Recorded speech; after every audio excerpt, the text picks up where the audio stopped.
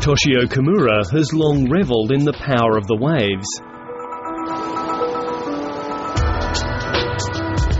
These days, the sea is his refuge, away from the horrors of Fukushima.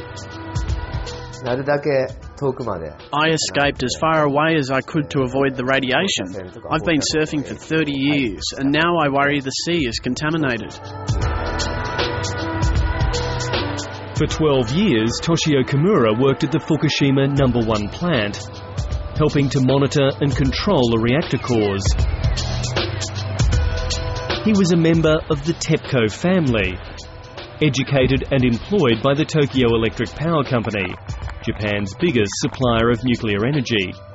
But Toshio Kimura asked too many questions. I asked my boss back in the late 90s what would happen if a tsunami hit the Fukushima reactors. I said, surely a meltdown will happen. He said, Kimura, you are right. But it was made clear that the issue of a big tsunami was taboo. A few years later, I quit the company because of its culture of cover-ups. On March the 11th, the tsunami Toshio Kimura long feared slammed into the Fukushima plant, causing the worst nuclear accident since Chernobyl. But many believe human folly was as much to blame for the meltdown as the giant waves.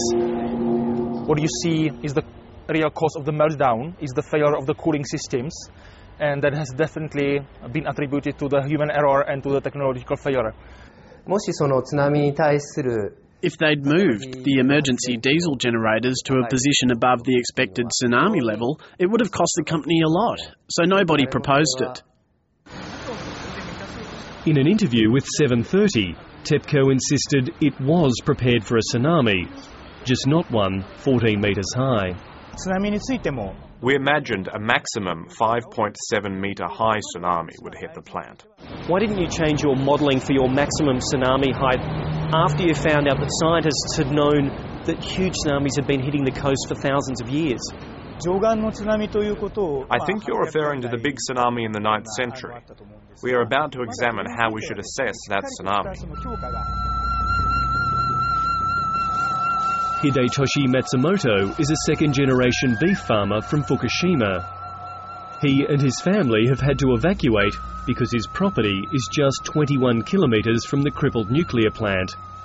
But he still makes the 3-hour round trip every day to come back and feed his beloved cattle.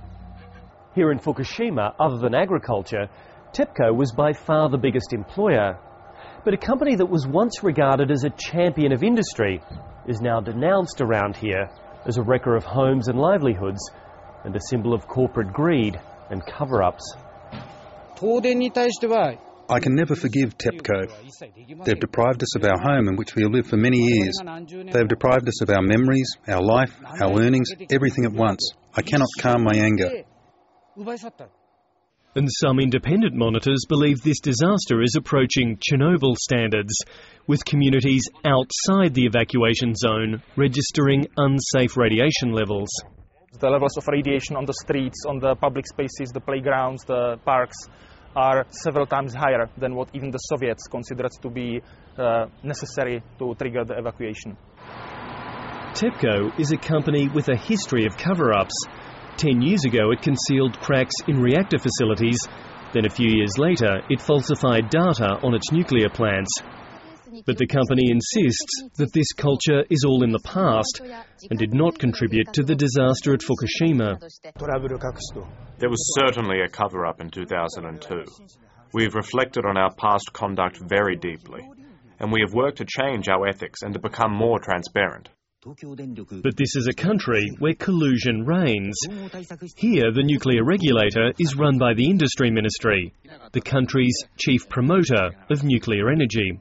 When officials from the Nuclear Safety Agency or the Ministry came to the plant for inspections, they were entertained with drinks the night before. Then they would inspect the plant and give it a 100% pass mark. Then on the way home, the inspectors were given beer and snacks and taxi vouchers. I don't know about that, so I cannot comment. Tepco's top brass has now embarked on a sorry tour, apologising to nuclear evacuees now living in crowded shelters. It hasn't gone down well. The Japanese society and the institutions should have learned from the past already, because, as I'm saying, this is the case number 4, number 5 of cover-ups and lies that Tepco was organising. The sea has always been a provider for the Japanese, and while it provides pleasure for Toshio Kimura, the former nuclear engineer believes its power needs to be respected. All nuclear plants should stop operating until they're prepared for the next earthquake and tsunami. That's my message.